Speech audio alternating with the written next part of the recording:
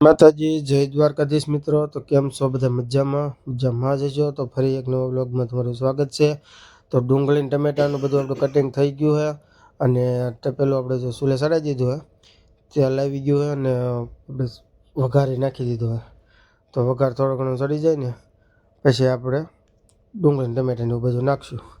તો હવે પહેલાં આપણે નાખી દેવી ડુંગળી, અને ડુંગળી થોડીક સડી જાય કાં સુધી ઉકળવા દેવી, એટલે થોડુંક હલાવી. આટલો તો આપણે ડુંગળી નાખી દીધી છે અને થોડી લાલ દેખાવા માંડી છે, એટલે હવે થોડીક વારમાં આપણે નાખી દઈએ ટમેટાં. તો હાલો ભાઈ, ટમેટાં નાખી દીધા છે અને ડુંગળી ટમેટાં બે પાકી જાય ને કાં સુધી આપણે હલાવીએ એટલે ગ્રેવી થઈ જાય. તો ભાઈ મસ્ત અને ભાઈ ટમેટાં પાકવા માંડ્યા છે અને હલાવવાનું ચાલુ કરી દીધું છે.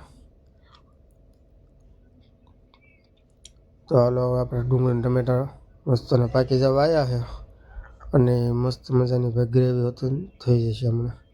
તો હળદર ને મરચું એવું નાખી દેવી એટલે વગર મળે નહીં, એટલે આપણે પાછળથી નાખ્યું હોય.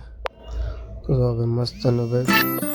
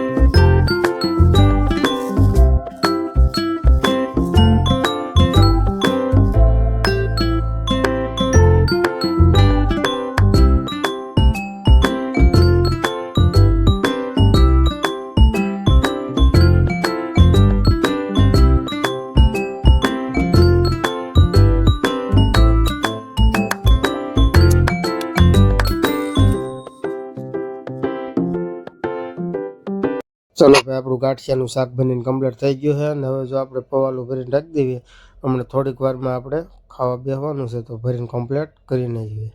અને પછી આવતા રહ્યા છીએ આપણે ગામમાં, કારણ કે ગામમાં આજે આપણે થોડુંક કામ હતું અને ગામમાં જો અત્યારે પહોંચી ગયા છે નાની બજારમાં. ભાઈ મસ્તનો ટ્રાફિક ચાલુ છે અને ધીમે ધીમે આપણે હાલતા થઈ જઈએ.